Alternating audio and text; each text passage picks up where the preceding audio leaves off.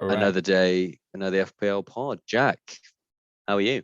Darcy boy, very well, thank you. Very well. Going into the weekend, always nice. I've just come back from holiday and now there's a weekend ahead of me. So it's that double bonus feeling.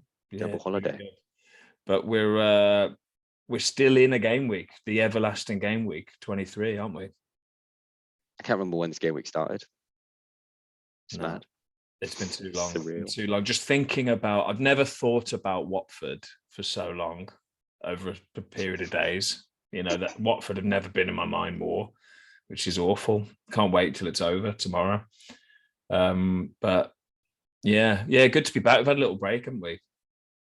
Yeah, again, it feels like it's gone forever. You're trying to rack your brain to say what we've done. And yeah, loads of stuff be going on. I've had COVID and now I'm free of COVID since this game week started.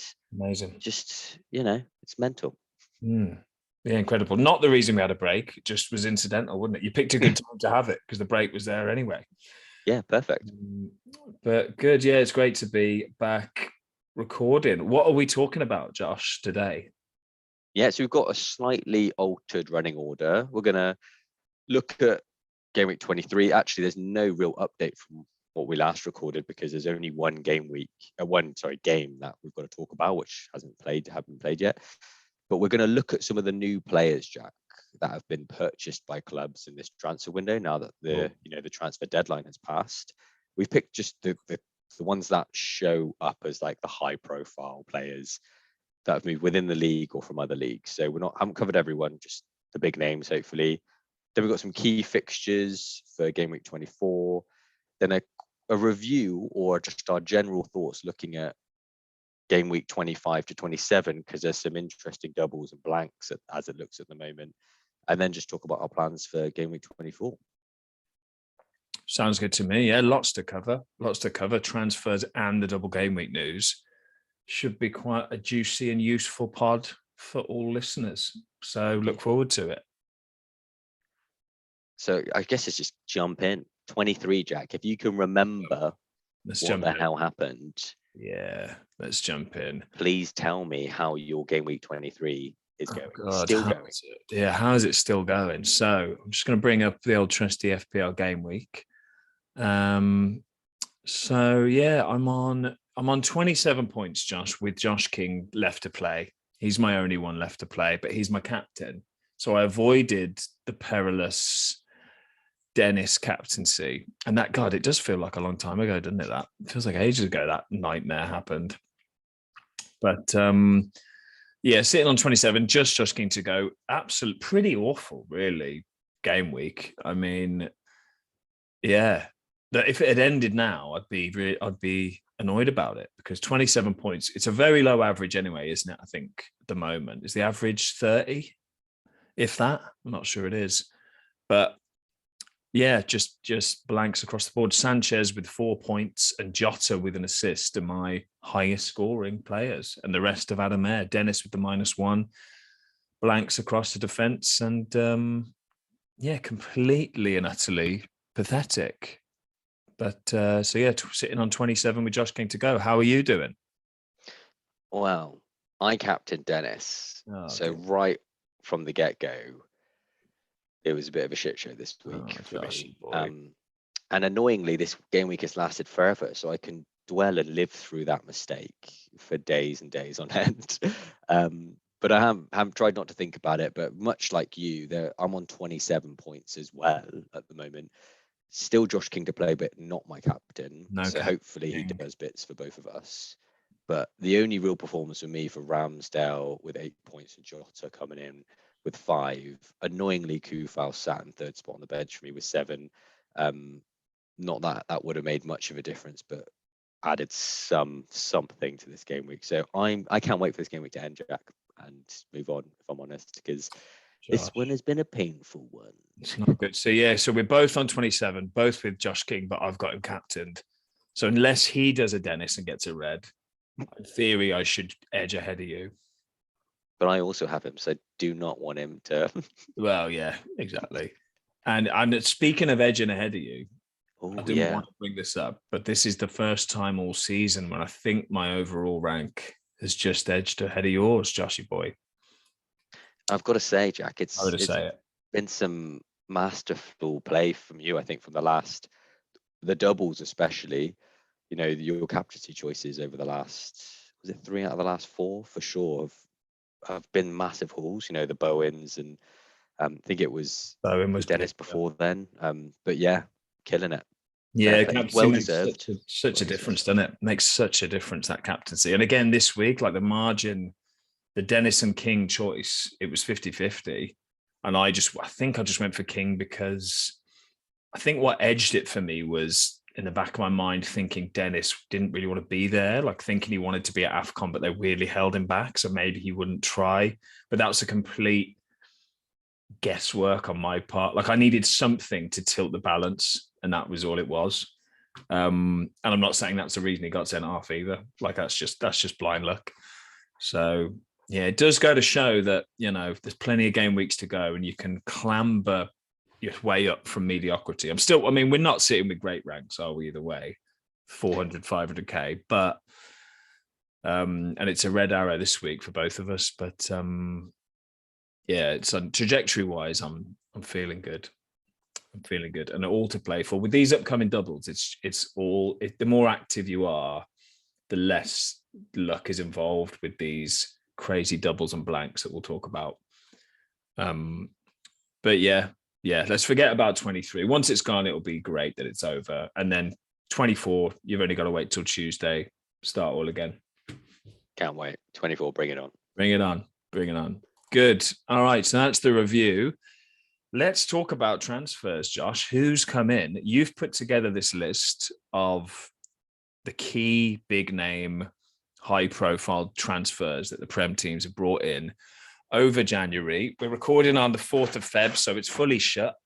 The window is shut, window's closed. Quite a lot of teams have brought in some interesting players. I'd say probably fair to say there's been no like colossal signing by anyone, as tends to be the case in January windows. But there's some really interesting names and interesting moves, certainly former big names that are maybe looking to redeem themselves at new clubs. So yeah, should we start from the top? Are we going to do a sort of avoid, look at, sign type categorization for these from an FPL perspective, Josh? I mean, I'm loosey goosey, Jack. If you want to do, kind of like an avoid, sign, or put on the shortlist, then I think let's so. do it. I think that would be useful, wouldn't it? So avoid, watch list, or bring him in, or look to bring him in soon is a good categorization. Yeah, let's do that. So I believe you've ordered it in team alphabetical order. Is that right? I have. That's very good. Good categorization. Very good. Nice. So you take us through it, Josh, and let's talk them through. Well, someone who we've been talking about already a lot because he was signed quite early in the window. It's Coutinho starting off for Villa, 7 million as it stands.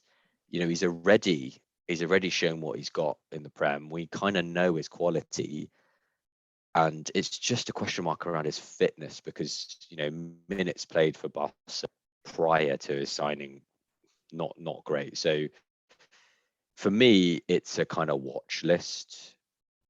Just because at this moment in time, we don't know how many minutes he's got in him to really warrant picking him for 7 mil. But over to you, Jack, as the Villa, the Villa specialist. Yeah, he's as watch list as they get, really, because a lot of people jumped on him after his debut goal against United, which obviously was great.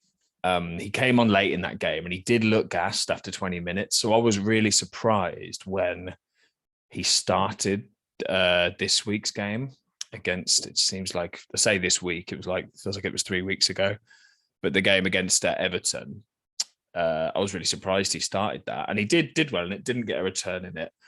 But the man I touted, who I think instead we should be looking at, Buendia, did get a return because he has been looking amazing. Like he has, for a similar price to Coutinho, he is brilliant. I think Coutinho is the high profile name, will deflect people away from Buendia, but I'd really, really go for Buendia over him still. So yeah, and the fact that Villa don't have any doubles coming up necessarily means, yeah, Coutinho shouldn't be on your radar that time soon, I don't think, really. I mean, no doubles, but some good fixtures, I would say. So I guess that's... Yeah, and there will be doubles. There will be them for sure. Yeah, it's just... And there's rumours that they will get announced and they may slot one into Game Week 26. But at the moment, that hasn't happened. So, yeah, we don't know yet, do we? Great. Yeah, that's good advice on Coutinho. I'm sure a lot of people wanted to jump on him, want an excuse, but it's hard to give a solid reason at the moment, isn't it? So, but let's move away from him. Next, another villain is Luca Dean. 5.1 mil. It's kind of same, question marks around him, right? Match fitness. Is he going to be okay playing back-to-back games, especially in like a fraught run of fixtures as well? So again, Jack, give us the lowdown as the Villa fan. What's going on? So I'd be more excited about Digne than Coutinho. We've sold Target to Newcastle. Sad to see him go. To be honest, I like Target, but Digne is an upgrade. And the only question mark was, is he going to manage minutes with Target? That looks like definitely not the case now. Digne is the main man. Gerrard loves those bombing on fullbacks. Absolutely loves them. Digne is that much they come. He looked really dangerous. He's got an assist already. He could have had a goal in his debut. I think he's really, really good. He'd be the one. He's the best Villa asset, I think, now. Digne. Ooh, so that's a bring in. It says, yeah, it's a buy if Villa, if you like the look of the fixtures, doubles aside, it's a buy, yeah. For sure. Nice. I would say. Great. I mean, I would agree. I was kind of between buy and watch list. It was really the fact they didn't have those doubles, and I'm sure the next few game weeks people are going to be really hunting them. But great fixtures coming up, and as you said, he's great going forward. So 5.1 million bargain. He's looking good. Thanks a lot, Everton, for him again. Once again, unlucky. Cheers, Lampard. Enjoy. Next, this is a story of the heart, isn't it? Literally, Eriksen. So, God, that probably came across quite as a dark humor. I meant it as in sentimentally. Not listening. Great to see him back. But it is great. 5.5 mil. But obviously he hasn't played this season. I think the reason why he can continue playing for Inter was the Serie A have got that ruling against players that have that device, didn't they? Is that what it was? The card activate, he couldn't literally be registered for them and play. But he's passed all the medicals at Brentford, so no minutes played this season, Shaq.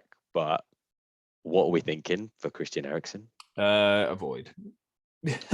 I think avoid. There's the fitness, and I don't mean his art stuff, but fitness-wise, he hasn't played forever.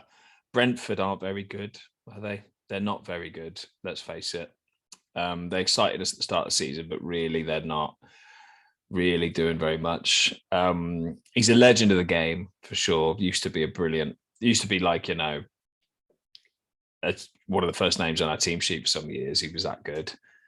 But how good is he now? Even before he left, I know he kind of fell out with Levy and stuff at Spurs, didn't he? And he just wanted to go for ages. But I don't think he was like that good at Inter even when he went. And yeah, I'm just not. I think he's sort of past it now a bit, I'm afraid. Priced accordingly. Well, that's where I am now. I hope he proves me wrong, and that's a great price if he gets everything back to the way he got. But definitely avoid for now. Yeah. Yeah, sadly, I agree. You want to see him do well, but you're gonna have to probably wait a long time before he's playing 90 minutes. So let's wait on that. Yeah, perfect. So next we've got. I put this guy in. FIFA fans will love this guy. Weghorst, obviously. I think that's how you pronounce it. Weghorst. For Burnley, coming up front to replace Chris Wood, most likely. 6.5 mil. 7 goals in 24 appearances, but obviously he's played a lot of minutes, used to be a starter. Are you at all interested in him as a budget striker? I'm interested to learn about who the hell he is. I'd never heard of him. I've never seen him. I don't know. That's the first stat I've heard that you've written in our spreadsheet on him. I mean, you tell me, Josh, you're more of a cultured continental football connoisseur these days. So is he I've good? played more FIFA than Yeah, you. that's what I mean. Who is he? Like, is he good? Are you interested? Well, I mean, looking at those stats, they don't fly off the paper, do they? 7 goals and 24 appearances, but Who's he he's playing played for? Wolfsburg, I believe it was. So, Okay. but he was a starter there. I mean, if I'm honest, it doesn't feel like an advanced move for him. He's not. Doesn't sound like he's going upwards. It's going from there, European football, to Burnley. But People love the Prem, don't they? Like the Prem is another level now, isn't it? Like, yeah, you're right. 10 years ago, Wolfsburg to Burnley, people have been like, what's going on? But I yeah, think the money that Burnley can even pay players compared to a mid to upper German league team is different gravy now. yeah, and I think really he's a like for like replacement of Chris Wood. So Sure. uh, I wouldn't expect him to be any better. He's just come to a new team. He's going to need to bed in. So he's going to be one of those budget options if you really want to take a risk, but it is a risk. So it's an avoid for me. But it's Yeah. interesting because he does come with some pedigree. So Yeah. I think the only reason I'd watch list him is because Burnley have, I think, 57 games in hand now. So if he hits the ground running, and Burnley effectively have twice as many games left as other teams, then they are going to turn our heads, aren't they? We are going to be scouring their squad for options. So, yeah, it's not 6.5 is not an amazing price, is it? no, I think that's because of that pedigree that he has. That's why they've priced him at that. But that's kind of another reason not to jump quickly at him. Because if it was below 6, then you'd say, okay, maybe I'll give him a few games and see what he thinks. But I wouldn't jump at 6.5 blindly now for sure. No chance. No chance. Agree. Right. Okay. Next, Ollie's favorite. It's Donnie Van Der Beek. So 5.7 mil, but obviously we know he's played hardly any minutes this year. Can Frank get the best out of him? Yeah, don't know. He's one of these players, I think, who every fan of any team has these players where they're not getting minutes and maybe things aren't going great on the pitch and the fans are just clamoring for them, like begging for them to play, kind of refusing to acknowledge the fact that the manager, the coaches see them every day and know more about how good this player is and how well they'd fit in compared to what the fans want. I remember it's not quite the same level, but I remember when Villa were really bad. Do you remember Gary Gardner? So Craig Gardner was his older brother, obviously, who played a bit more than him. But Gary was meant to be like his younger brother, this amazing player, always benched, like always benched. Even when Villa were losing under McLeish and Paul Lambert, Gary Gardner was always benched. The Villa fans, come on, play him.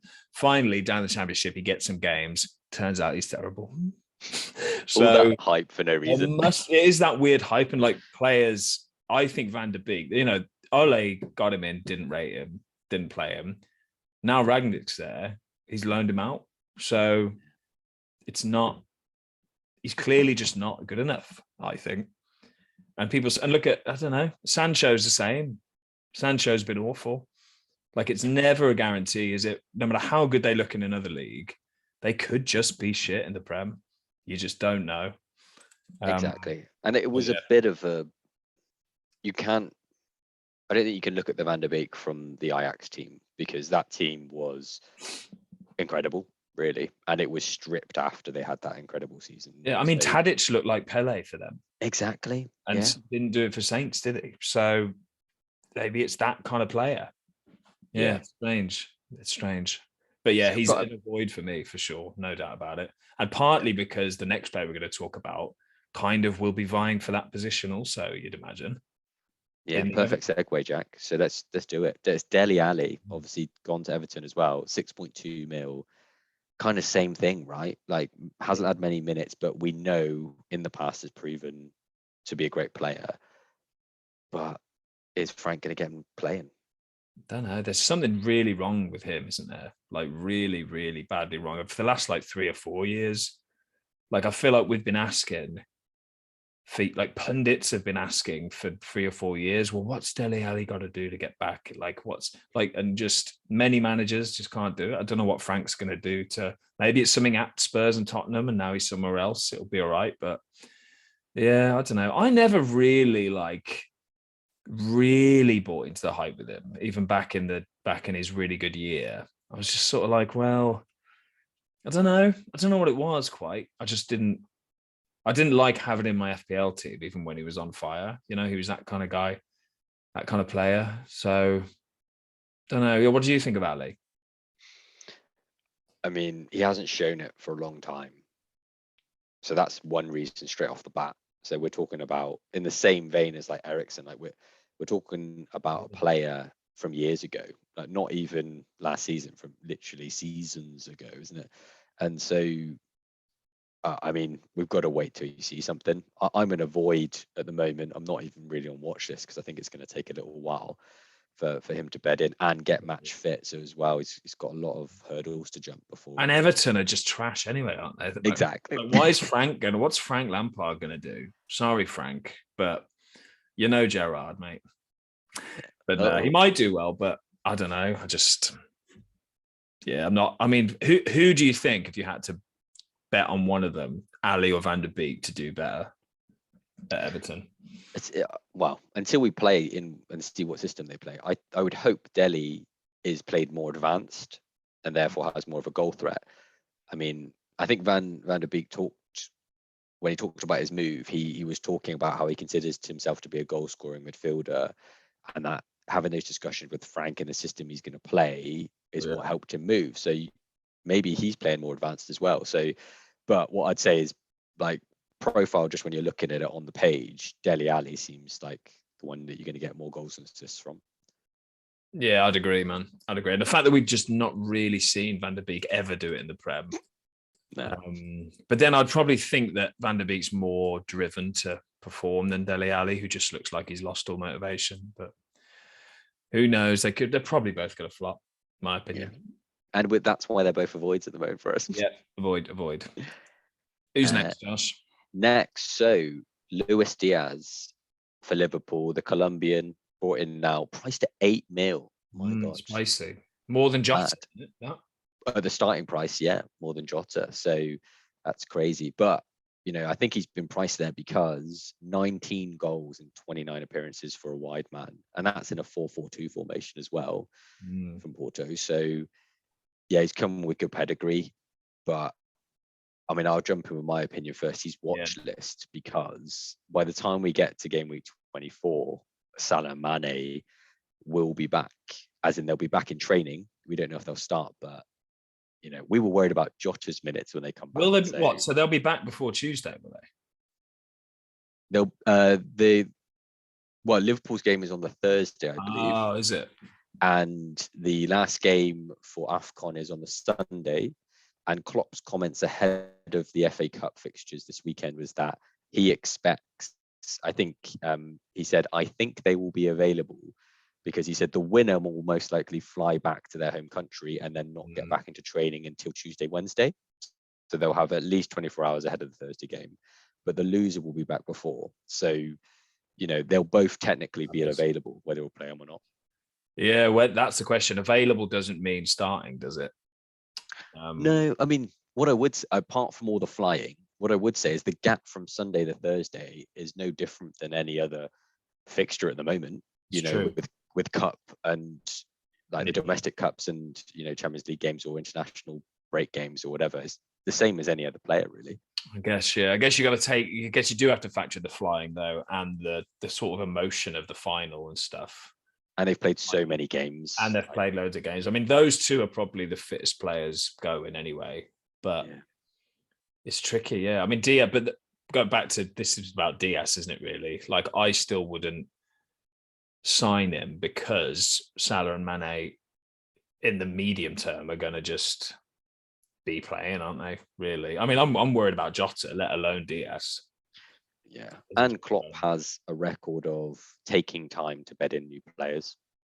Yeah. But what I'd also say is Liverpool are very good at signing attacking wingers, aren't they? Like the ones they sign generally are very good. Yeah, we'll wait to see this time. There'll be a reason they've signed him. So yeah, it's a definite wait and see for those factors, isn't it? Yeah, always annoying when Liverpool sign attacker as an FPL player, isn't it? Because another one in the mix, another mix-up. It's another step towards that Man City model. Yeah, and they've still got Origi and Minamino currently. Neither of them left, so yeah, loads of players. But next, getting into everyone's favorite team, Newcastle. So Kieran Trippier obviously signed it quite early on as well, 5 million. But we know what Tripp can bring. What are we thinking? He is a Newcastle player, so it is Newcastle. I think all Newcastle players are wait and sees, aren't? I'd say watch listable because we did this. They've done the thing where they've signed a player in every position almost, haven't they, in Jan? And you just don't know how they're going to gel. Like they could just be a mess, QPR style, or they could be phenomenal. Like you'd say, I think on an individual basis, they've had a brilliant window when you look at the players they've got, like not crazy maverick sort of superstars, but like a lot of Prem experience. And yeah, Trippier, they're just still rubbish, aren't they, though? Like, it's tricky. It is tricky. I mean, did they have many games postponed, Newcastle? They haven't got a double, have they? Not sure how many they've got to make up, but I mean, they don't have any double scheduled between now and 28 as it stands. So yeah, I mean, I guess what you say is Trippier is that, attacking almost playmaker like fullback, isn't he? So, if they do start putting performances together, he's probably going to be one of the players from Newcastle that you're going to want to pick on free kicks, like obviously taking set pieces and in open play. If he can get him advanced, it is still Newcastle. If you can get him up the pitch, and he can make things happen. Yeah, it sounds harsh, but I kind of wish they had a more inspiring manager, really. Kind of pulling the strings with all those new players. Like Eddie Howe's all right, but I don't know. He's not, even if Benitez was still there, I'd be more interested, I think, or, a better manager. If Enrique had gone there in the end, or not Enrique, who was it? The Arsenal guy. Is that Enrique? What's his name? I can see his face. I know you're guy. Luis Enrique is a Spanish manager, isn't it? The what is his name? What is his name? It's the Good Evening guy. Good Evening. Yeah. What's happened here? Oh, let's move on. We'll think of it later. Come to me. But that must be so frustrating for the listeners to listen to that. What is his name? Next, another Newcastle player. Emery, yeah. Unai Emery. Very good. There it is. Good evening. Good evening to everyone out there. Who's next, Josh? Well, I put him in there. It's I'm not sure how you pronounce it. Guimarães. Yeah. Guimarães. So it's quite an interesting profile player. Obviously, I think he's had capped by Brazil already. 5 assists in his 28 appearances this year, but he's a CDM or a deep lying, midfielder. So it's not the profile player you're going to want to go through from an FPL perspective. No. 5 mil, and again at Newcastle. So I put him in there really because of the fact that he's been capped by Brazil, and everyone's probably going to be saying, "Oh, who's this guy?" For me, it's a no, partly because of his position and betting into a new team, and it's Newcastle. I mean, whenever you see those 3 letters CDM, to avoid, don't you? It doesn't matter what team they even go to or play for, how good they are. We're not buying Kante, we're not going to buy Guimarães, are we, for Newcastle? No. Not happening. So, yeah, he could be good, though. Again, the kind of player they should be signing. But, yeah, it could make the rest of the team better. I'm sure he will, but definitely not going to bring him in.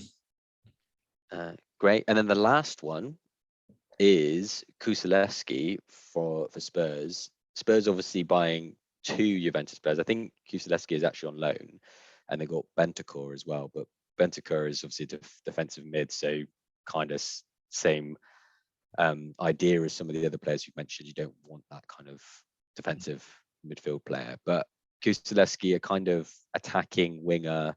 He's young, and that's why he's been loaned out from Juventus. So again, some people might look at him and say, "Oh, am I going to bring him in?"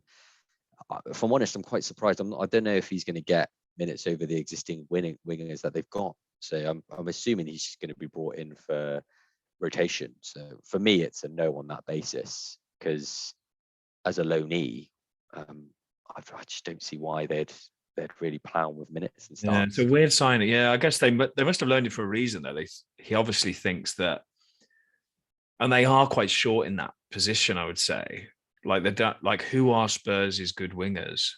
Lucas Moura and Son. I feel like Lucas doesn't play every game now. And Bergwijn, did they let Bergwijn go in the end? I'm not sure. I thought they still had him. But maybe they've still got him, yeah. But I thought he was definitely rumoured to be on the way anyway. But yeah, mate, I think it's maybe a borderline watch lister, because Spurs seem to be kind of on the up more. Kane definitely is. So maybe he's a good budget way into that team. Again, if they get some doubles along the way. So yeah. I don't know anything about him again. If he's from abroad, I have no clue who he is. There was another Juve guy they signed, wasn't there, who Villa nearly got, but they gazumped us to. Bentancur, is that the... Yeah, Bentancur, yeah. Yeah, I mean, I think from what I've seen of him and the bits that I remember watching him play, he's a great player. Is he? Yeah. Defensive mid, so... Defensive mid, see you later. Yeah. Don't want him. Like, would you sign Jorginho? Like Jorginho without the penalties? Yeah, and maybe probably not as good. Even with the penalties, I don't want Jorginho. Yeah. Good. All right. Thanks a lot, Josh. That was really good putting that together. The only other thing I was going to say is what this doesn't show is the players that have left. Obviously. Yeah. So there's quite a few players out there that I think should come into your mind when you're thinking about the teams. Obviously, the Aubameyang's probably won't affect Arsenal because he wasn't playing anyway. But Adama Traore and stuff leaving Wolves and things like that. That's I forgot about that. Yeah, he's gone to Barca. Yeah, incredible. Yeah, yeah. Looked set for Spurs and then he's gone back home to Barca. That's where Villa got him from. But yeah, he was again. I don't know. He was so frustrating, wasn't he? To own. Awful. Most frustrating FPL player ever. Yeah, probably ever, I would say. Definitely up in the Hall of Fame for that. But yeah, good point. A lot of teams have lost players or like Arsenal haven't strengthened. And I sometimes find that when a player goes and there's a void that doesn't get filled, that can kind of make the other players be like, oh, we're just weaker now then. Yeah. But in the case of Aubameyang, I don't know if that's the case. I don't know how good. Definitely not the case. For morale. Good to get same with Deli Alley and Van Der Beek. It's like, See. But yeah, good. Time will tell with all of these, obviously. Should we move on to key fixtures for the 24? Indeed. So we've got 4 that we've chosen. I guess we can go quite quick fire through these because after this we do want to talk about some chip use between 25 and 27, and I think we may delve a little bit deeper into that. So I guess I'll pitch them to you. It's worth saying this is technically a blank game week, isn't it? 24. So Brighton and Chelsea are not playing, and this is the first of 3 blanks for Chelsea in the next 6. So get rid of those players for one. See ya. Is the big tip. Get rid of your Chelsea players now. But yeah, hit me with the fixtures, Josh. So first one up, Newcastle, Everton. Both pitching or potentially fielding new signings, some of which people may have jumped on. So what are we thinking here? Newcastle. Well, yeah, with this one, I mean, it's fair. Neither of these teams have a double coming up.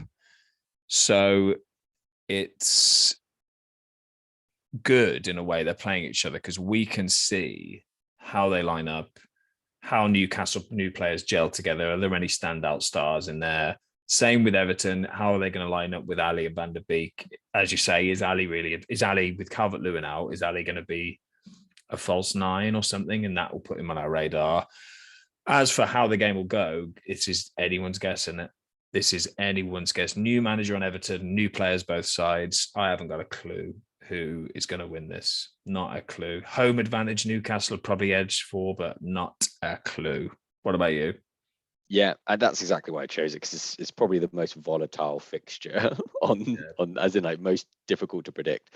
But I would say again, maybe same as you, maybe Newcastle edging it, because I cannot see Frank getting Everton to perform that quickly. If at all. Sorry, Frank.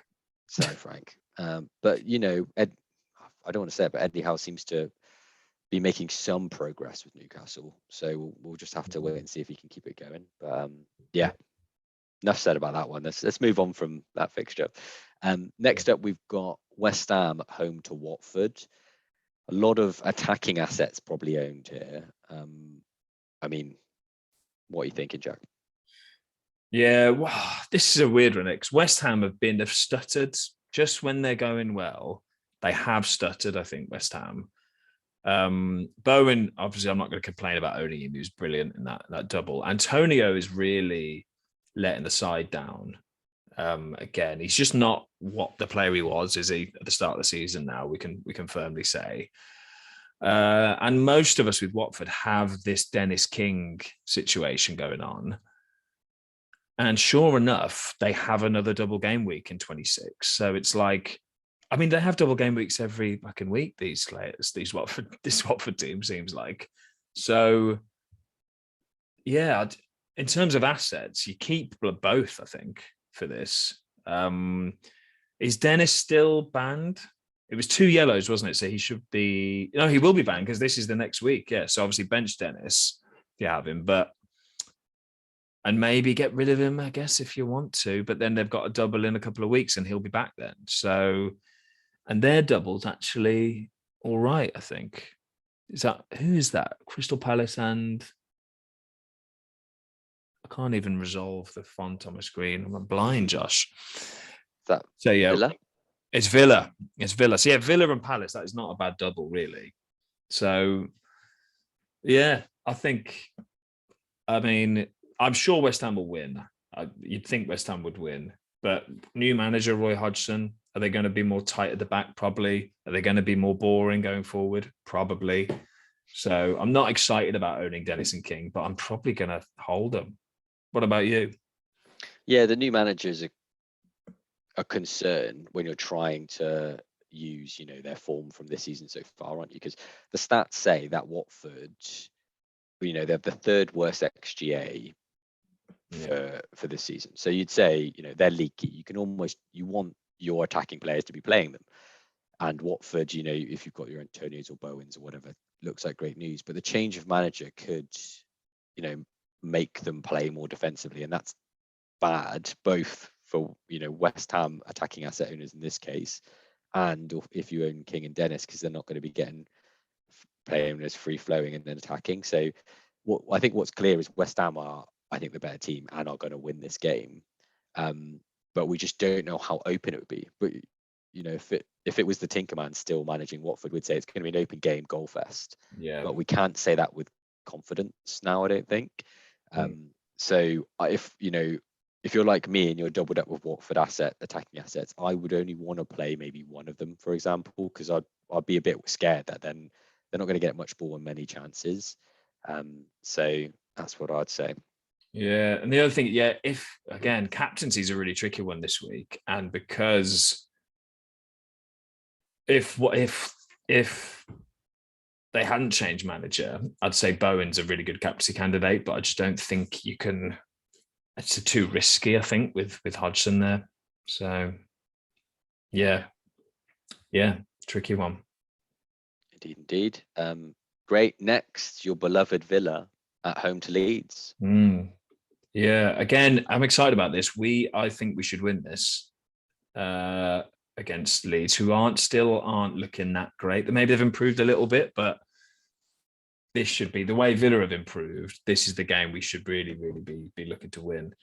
I still think Rafinha is a wild card to always play in your team for his price. I think he's brilliant, regardless of the opposition. He's always got a trick up his sleeve. But this should be a good one for Villa assets, And if there is a double announced before this game week kicks off in 26 or whenever for Villa, then I'd be looking to bring Villa players in. As I've said, Buendia, Digne, maybe a Watkins, maybe Coutinho. Yeah. What do you think about that? Yeah, if the double comes in for Villa, I think their fixtures alone, as they look now, could entice me to bring someone in for Villa. Yeah.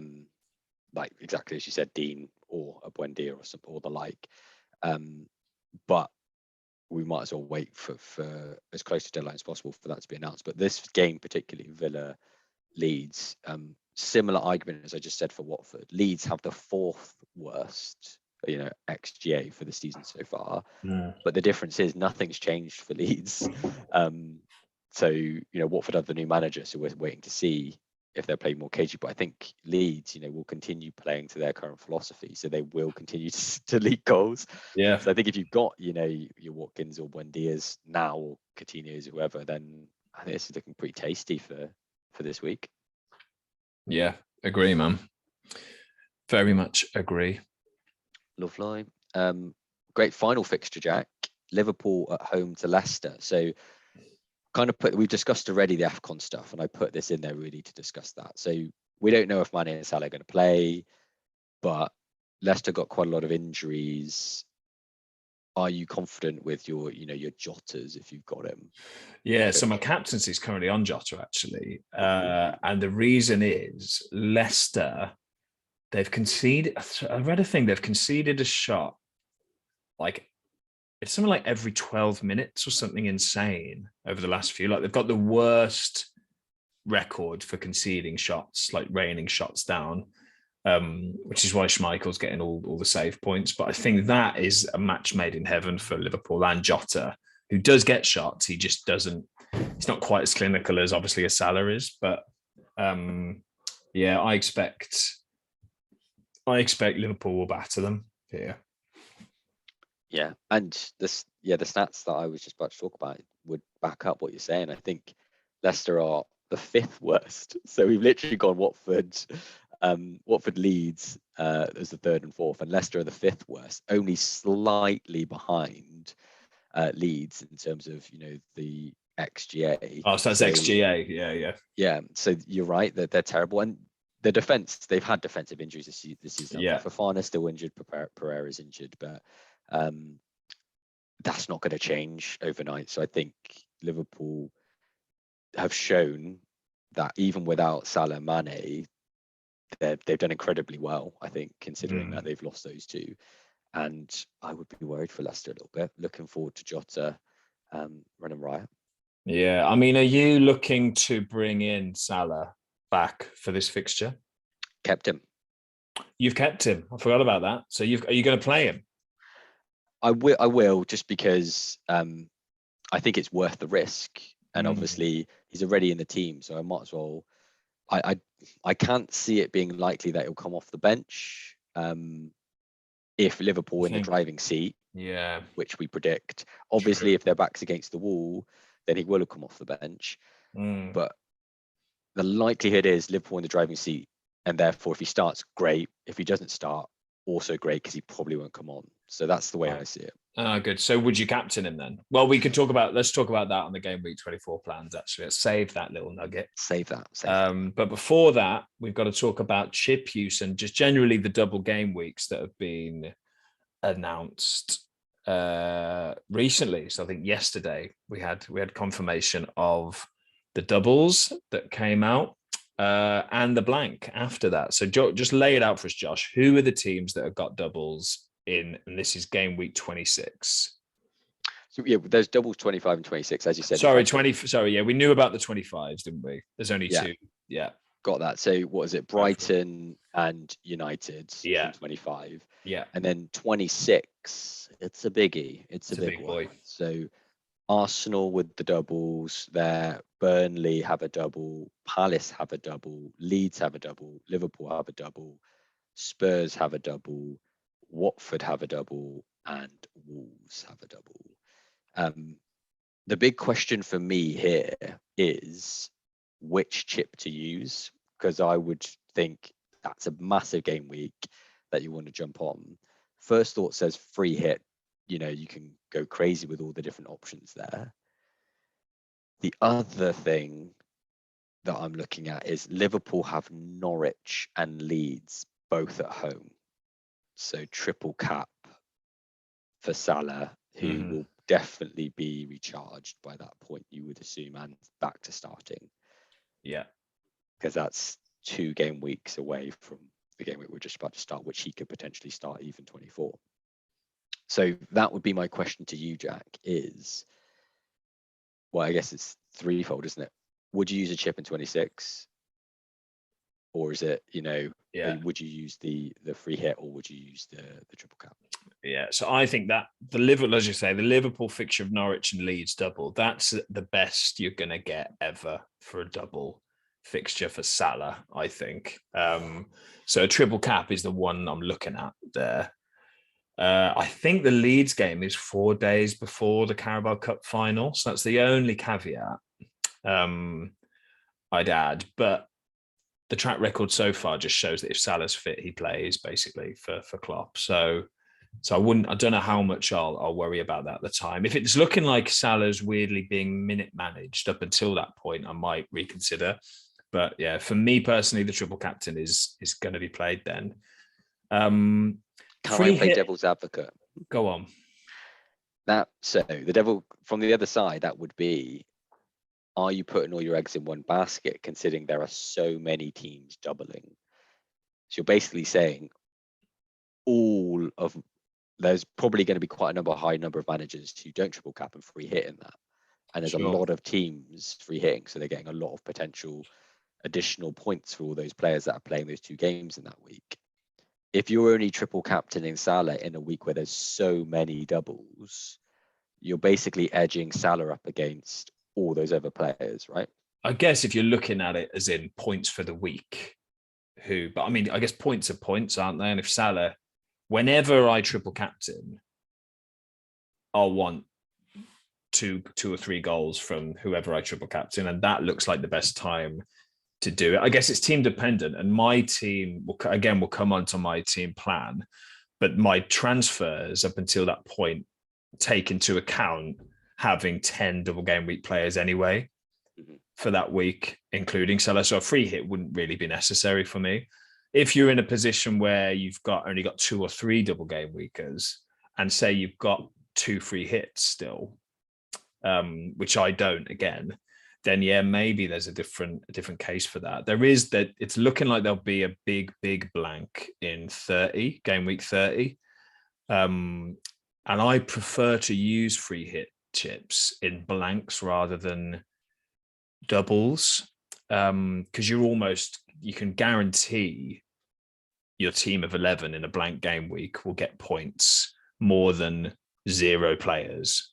Whereas if you play it in a double, you might be taking out players on a free hit that are going to score more points than the ones you're bringing in that have doubles. You know what I mean? That weird kind of logic. Yeah. So yeah, that's kind of the way I look at it. But that's with planning to bring in players with those doubles for 26 in 24 and 25. Yeah, that's sort of where I am. What are you thinking? Yeah, my first thought was that's probably the best, as you said, the best triple cap option that we can see so far. From what we have in front of us for the rest of the season, that's got to be the best triple cap option. Yeah. And Salah's shown even at AFCON he's still doing bits. So it is just that thing of, it's annoying that there's so many other triples. Like if this was in game week 25, for example, double fixtures. Yeah. If this was 25 where there's not so many, then you're not getting hit so much. But you're right. If you plan, you've got a couple more windows to bring in players to make sure you maximize the doubles and then just triple cap Salah. So I think I am with you in that, edging towards the triple cap over the free hit. The other thing is strategies are viable. Yeah, I mean, the other thing is the fact that there's a blank the week after. So Arsenal, Chelsea, Leicester and Liverpool blank the next week. You've got to obviously take that into consideration. If you free hit in the double, then you've still got 3 Liverpool and 3 Arsenal players for game week 27 and maybe a Leicester player or whatever, then you're really in trouble, aren't you? So maybe you're better off free hitting. If you're in that boat where you've got multiple Arsenal and Liverpool, maybe you're better not using a chip or triple captain in 26 and then free hitting actually in the blank 27 to save you from having all those assets that are blanking. Yeah, the fact that it's nudged up against the blank game week means you can't take them in isolation, can you? I suppose. Yeah, true. But and I think you've already alluded to probably the thing in my next question was going to be, what do you do for 27? And I am looking at free hitting there. So the triple cap goes really nicely with free hit and follow up, doesn't it? Exactly. So, yeah. And you've got 2 free hits still, haven't you? I think. Yeah, exactly. So, yeah, I mean, you're in dreamland if you got 2 free hits. I think that's a no-brainer. What you just said to use a free hit in 27 if your team needs it. Yeah. Great. Yeah. And I think that's the strategy. Is we can only say things could change, couldn't they, between now and then with other fixtures being scheduled. But as it stands, I think that's all we can talk about. I think so. Yeah, I think so. And we'll talk more about which players to bring in for that double close to the time. Probably won't be, because that does change week by week. Although saying that, I've got a week by week plan that I'll go through in a minute of what I'm going to do. Lovely. So yeah, good. All right. Should we get on to it? Game week 24 and beyond plans for us, Josh? Let's do it. So, I mean, you kicked us off, Jack. So what are you thinking for game week 24? You got a grand plan? So game week 24, and this I was like, right, it's a boring one, because like when you've got the doubles coming up in the next couple, you kind of the ones before then are a bit annoying. You're just like, right, let's get through these and then let's get to the fun double. So my initial plan was to roll, and that would only give me 10 players because I've got Sanchez, I've got Brighton goalkeepers. So I was going to roll and then use the 2 transfers for 25 to take advantage of the Man United double game week and to prep for 26.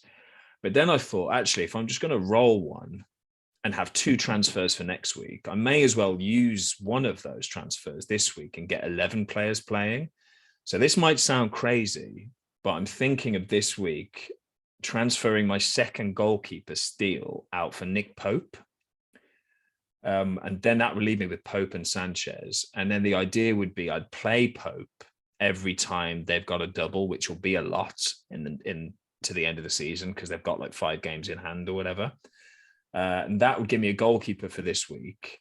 And it would give me that double goalkeeper for the double. So I'd bring Pope in for Steele then. And then next week, I'd probably do Watkins to Ronaldo. So Watkins up to Ronaldo and captain him for the double.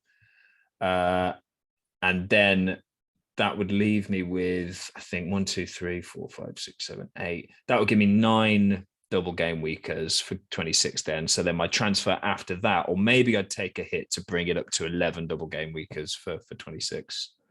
And that doesn't include Arsenal players. So so I can bench my Liverpool boys for the week after. So that's it's really tentative and like tight-ropey, but I think that's the best thing for me to do. Can you talk me out of Nick Pope? Is that crazy doing that? I mean, we don't know when those doubles are scheduled, do we?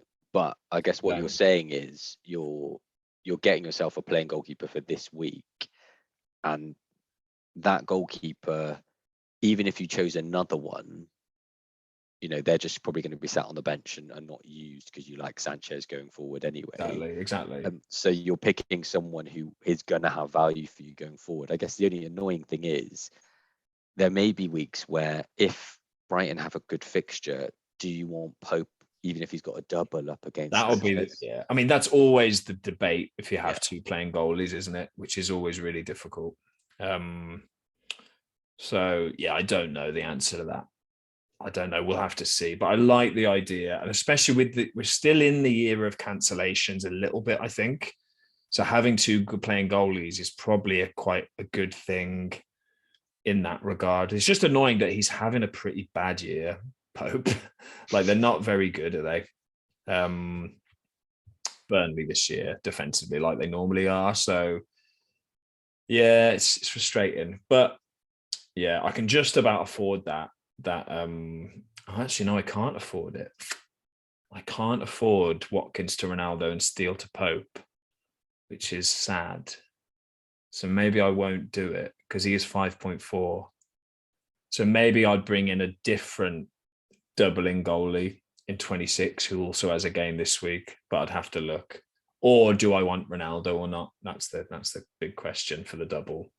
So yeah, I'll have to have a look at that a bit more. Anyway, that's me, man. How about you? What are you thinking for 24 and 25 and 26 if they're in your thoughts now? Yeah, I mean, the thoughts for me are much towards 25 and 26 for this week. Yeah. So again, annoyingly, I've been stuck with Bachmann as my backup. Bloody Watford. I know, which is frustrating. And I've got Ramsdale. So not a problem this week, but next week, that'll be a problem. But I do want him, obviously, for the double in 26. So much like you, I was thinking of changing the backup goalkeeper, Bachmann, to cover me for just next week in planning. And really, my first thought was Foster, just because he's cheap. But, you know, the Pope strategy that you come up with maybe makes me think maybe I should think a little bit deeper about that. So at the moment it's Foster, but that could change as we get closer, and I maybe drill down a little bit further as to who could be a better option than him. Apart from that, I still have two. So I rolled last week, so I've got the second transfer. And really, I'm thinking that may be needed to look at who I want for the doubles in 25. So I don't have any United players. I just don't know who I'd want, if I'm honest. It's hard, isn't it? No, exactly. So I may just use the one this week and be quite passive until I kind of have a better idea next week of who I actually want to use and have two to play with then. Yeah. But for 26, you know, I've got Ramsdale if I keep him, and just have the second backup keeper. I've got Martinelli, and I've got obviously the three Liverpool players, and I've got Dennis and King, and I've got Gallagher. So, you know, it's looking quite nice for those doubles already in 26. Again, there's sometimes with the doubles you start thinking about whether some players will be rested if the games are so close, but I think the majority of those are ones who will, apart from Jota maybe, are ones that will probably play both. So yeah, 26, I feel like I'm pretty set for. It's just what happens before then. Yeah, I mean, we'll probably talk about Man U players in next week's pod before that double, but it is... I don't want to look at them. Oh, no, they're so... like we're being strong-armed into it. And they're just in turmoil, aren't they? Like, they really are sort of... They are light up front, funny enough. They look so like they had a lot of options, but, you know, I didn't realise, but Martial's out on loan. Obviously, they have Greenwood now. And, you know, Ronaldo's had a couple of injuries recently. Cavani, they play the same position. They're not going to shift any of those out kind of wide as a long-term strategy. So correct me if I'm wrong, but that leaves them with Sancho and Rashford and youth players to play. Yeah, wide. I mean, the Greenwood thing, they obviously wouldn't have legislated for. No. But yeah, they've got that wide player, the young guy who scored the other day, looks quite good. This could be his opportunity, I suppose. But they're just like I watched the thing the other day. I think it was like Trevor Sinclair on TalkSport saying how he knows someone in the camp, and it's just like they turned up to training and nothing's set up, and it's just not very good there. I don't think Ragnick's this messiah they thought he was. Some of the fans. I mean, we could have told you that beforehand, right? He wasn't even a manager when they brought him in, so yeah. But anyway, let's not go down that rabbit hole. No. So we can discuss that next week, but they look enticing in terms of on the page for Game Week 25. Yeah. So, but I don't want to pull the trigger anytime soon on that. No, agreed. Captaincy, you alluded to something for I'm flitting. I am flitting around. I'm flitting around where it is sitting on Jota, but I'm a bit skeptical of Jota because I'm only picking him because they're playing Leicester.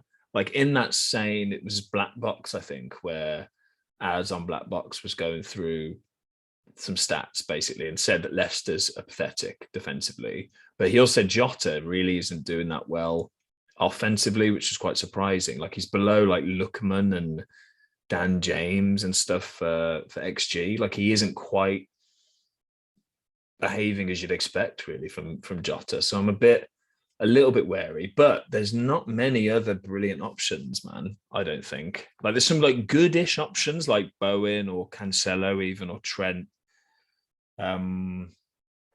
Or I've got Bruno still. They're playing Burnley. He sorted me out the other week with the captaincy, but don't know. And there's no one jumping at me. Gallagher against Norwich. I mean, there's a lot of like 7 out of 10 options here, but nothing major. What do you think?